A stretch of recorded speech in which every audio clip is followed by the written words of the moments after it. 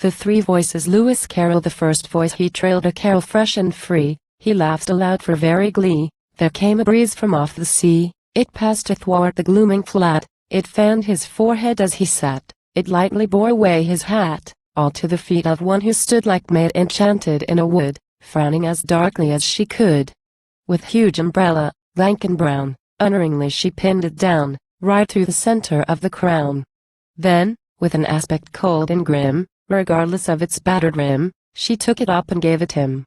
A wall-like one in dreams he stood, then faltered forth his gratitude in words just short of being rude, for it had lost its shape and shine, and it had cost him 4 and 9, and he was going out to dine. Ampersand quo. To dine. Ampersand quo. She sneered in acid tone. Ampersand quo. To bend there being to a bone clothed in a radiance not its own. Ampersand quo.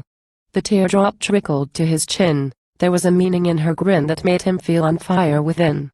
Ampersand quo. Term it not radiance. Ampersand quo. Said he, ampersand quo. 'Tis solid nutriment to me. Dinner is dinner, tea is tea. Ampersand quo. And she and quo. Yea so? Yet wherefore cease? Let thy scant knowledge find increase. Say men are men, and geese are geese. Ampersand quo. He moaned, he knew not what to say. The thought and quo. That I could get away. Ampersand quo. Strove with the thought and quo. But I must stay. Ampersand quo. To dine. Ampersand quo. She shrieked in dragon wrath. Ampersand quo. To swallow wines all foam and froth. To simper at a tablecloth. Ampersand quo. Say, can thy noble spirit stoop to join the gormandizing troop who find a solace in the soup? Ampersand quo. Canst thou desire or pie or puff? Thy well-bred manners were enough, without such gross material stuff. Ampersand quo. Ampersand quo. Yet well-bred men, ampersand quo. He faintly said, ampersand quo. Are not willing to be fed, nor are they well without the bread. Ampersand quo. Her visage scorched him ere she spoke. Ampersand quo. There, ampersand quo. She said, ampersand quo. A kind of folk who have no horror of a joke. Ampersand quo. Such wretches live, they take their share of common earth and common air. We come across them here and there. Ampersand quo. We grant them, there is no escape, a sort of semi-human shape suggestive of the man-like ape. Ampersand quo. Ampersand quo. In all such theories, ampersand quo. Said he, ampersand quo. One fixed exception there must be. That is, the present company. Ampersand quo. Baffled, she gave a wolfish bark. He, aiming blindly in the dark, with random shaft had pierced the mark. She felt that her defeat was plain, yet madly strove with might and main to get the upper hand again. Fixing her eyes upon the beach, as though unconscious of his speech, she said and quo. Each gives to more than each. Ampersand quo. He could not answer yea or nay, he faltered and quo. Gifts may pass away. Ampersand quo. Yet knew not what he meant to say. Ampersand quo. If that be so, ampersand quo. She straight replied, ampersand quo. Each heart with each doth coincide. What boots it? For the world is wide. Ampersand quo. Ampersand quo. The world is but a thought, ampersand quo. Said he, ampersand quo. The vast unfathomable sea is but an ocean, unto me. Ampersand quo. And darkly fell her answer dread upon his unresisting head, like 1/2 weight of lead. Ampersand quo. The good and great must ever shun the reckless and abandoned one who stoops to perpetrate a pun. Ampersand quo. The man that smokes, that reads the Times, that goes to Christmas pantomimes, is capable of any crimes. Ampersand quo. He felt it was his turn to speak, and, with ashamed and crimson cheek, moaned and quo. This is harder than bezique. Ampersand quo. But when she asked him and quo. Wherefore so? Ampersand quo. He felt his very whiskers glow, and frankly owned and quo, "I do not know." Ampersand quo. While, like broad waves of golden grain, or sunlit hues on cloistered pane, his color came and went again. Pitying his obvious distress, yet with a tinge of bitterness, she said, "And quo. The more exceeds the less." Ampersand quo. Ampersand quo. A truth of such undoubted weight, ampersand quo. He urged, ampersand quo. And so extreme in date, it were superfluous to state. Ampersand quo. Roused into sudden passion, she in tone of cold malignity, ampersand quo. To others, yea, but not to thee. Ampersand quo. But when she saw him quail and quake, and when he urged and quo, for pity's sake. Ampersand quo. Once more in gentle tones she spake. Ampersand quo. Thought in the mind doth still abide, that is by intellect supplied, and within that idea doth hide, ampersand quo. And he, that yearns the truth to know, still further inwardly may go, and find idea from notion flow, ampersand quo. And thus the chain, that sages sought, is to a glorious circle wrought, for notion hath its source in thought. Ampersand quo. So passed they on with even pace, yet gradually one might trace a shadow growing on his face. The second voice they walked beside the way-worn beach. Her tongue was very apt to teach, and now and then he did beseech she would abate her dulcet tone, because the talk was all her own, and he was dull as any drone. She urged and quo. No cheese is made of chalk and quo. And ceaseless flowed her dreary talk, tuned to the footfall of a walk. Her voice was very full and rich, and, when at length she asked him and quo, which? Ampersand quo. It mounted to its highest pitch. He a bewildered answer gave, drowned in the sullen moaning wave, lost in the echoes of the cave. He answered her he knew not what, like shaft from bow at random shot, he spoke, but she regarded not. She waited not for his reply, but with a downward leaden eye went on as if he were not by sound argument and grave defense, strange questions raised on and quo. Why? Ampersand quo. And in quo. Whence? Ampersand quo. And wildly tangled evidence.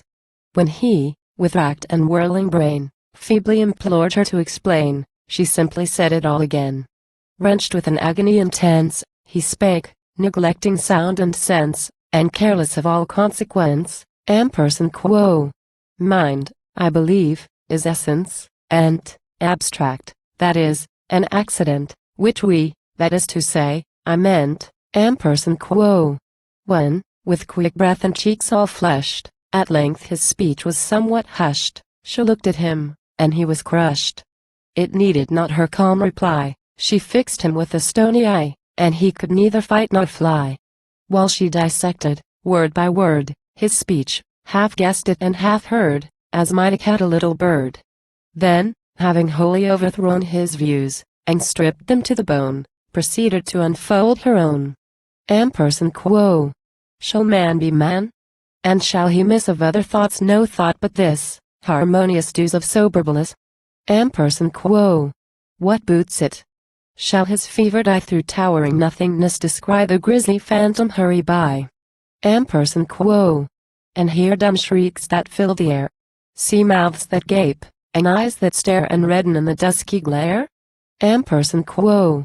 The meadows breathing amber light, the darkness toppling from the height, the feathery train of granite night? Ampersand quo.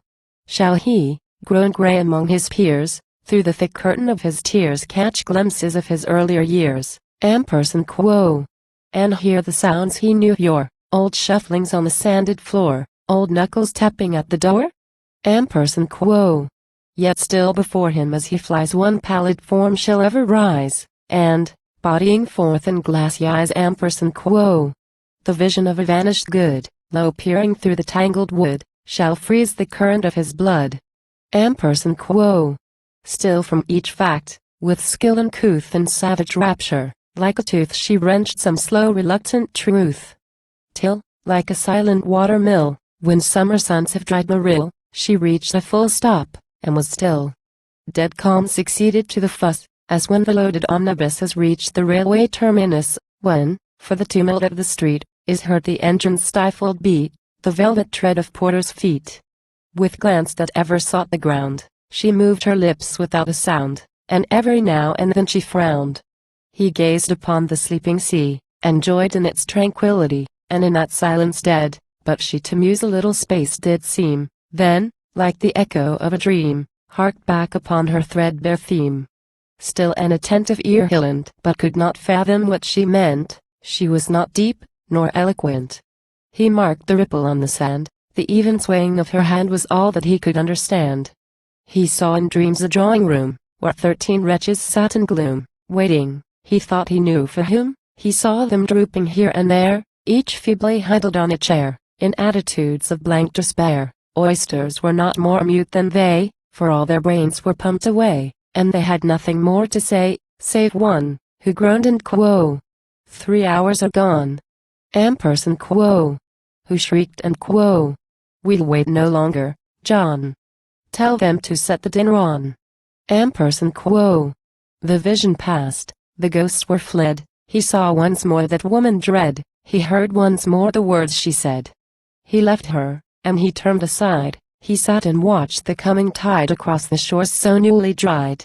He wondered at the waters clear, the breeze that whispered in his ear, the billows heaving far and near, and why he had so long preferred to hang upon her every word. Ampersand quo. In truth, ampersand quo. He said, ampersand quo. It was absurd. Ampersand quo. The third voice not long this transport held its place, within a little moment space quick tears were raining down his face, his heart stood still, aghast with fear. A wordless voice, nor far nor near, he seemed to hear and not to hear. Ampersand quo. Tears kindle not the doubtful spark. If so, why not? Of this remark the bearings are profoundly dark. Ampersand quo. Ampersand quo. Her speech, ampersand quo. He said, ampersand quo. Hath caused this pain. Easier I count it to explain the jargon of the howling main, ampersand quo. Or, stretched beside some babbling brook, to con, with inexpressive look, an unintelligible book. Ampersand quo. Low spake the voice within his head, in words imagined more than said, soundless as ghost's intended tread. Ampersand quo. If thou art duller than before, why quittedst thou the voice of lower? Why not endure, expecting more? Ampersand quo. Ampersand quo. Rather than that, ampersand quo. He groaned aghast, ampersand quo. I drive in depths of cavern vast, some loathly vampire's rich repast. Ampersand quo. Ampersand quo. 'Twere hard, ampersand quo. It answered, ampersand quo. Themes immense to coop within the narrow fence that rings thy scant intelligence. Ampersand quo. Ampersand quo. Not so, ampersand quo. He urged, ampersand quo. Nor once alone, but there was something in her tone that chilled me to the very bone. Ampersand quo. Her style was anything but clear, and most unpleasantly severe. Her epithets were very queer. Ampersand quo. And yet, so grand were her replies, I could not choose but deem her wise.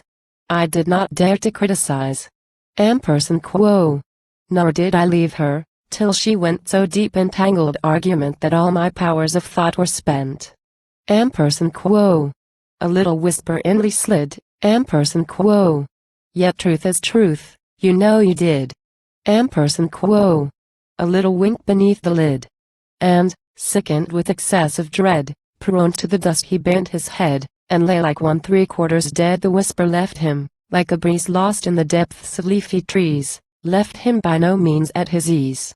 Once more he weltered in despair, with hands, through denser matted hair, more tightly clenched than then they were. When, bathed in dawn of living red, majestic frowned the mountain head, ampersand quo. Tell me my fault, ampersand quo, was all he said. When, at high noon, the blazing sky scorched in his head each haggard eye, then keenest rose his weary cry. And when at eve the unpitying sun smiled grimly on the solemn fun, ampersand quo. Alec, ampersand quo. He sighed, ampersand quo. What have I done? Ampersand quo. But saddest, darkest was the sight, when a cold grasp of leaden night dashed him to earth, and held him tight. Tortured, unaided, and alone, thunders were silenced to his groan, bagpipes sweet music to its tone, ampersand quo. What?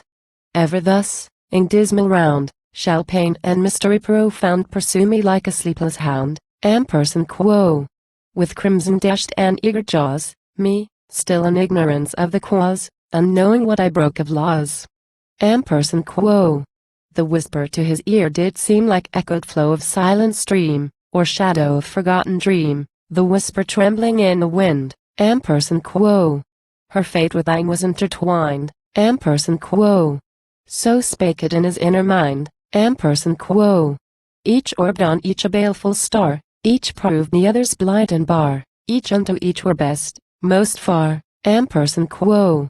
Yea, each to each was worse than foe, thou, a scared dullard, gibbering low, and she, an avalanche of woe.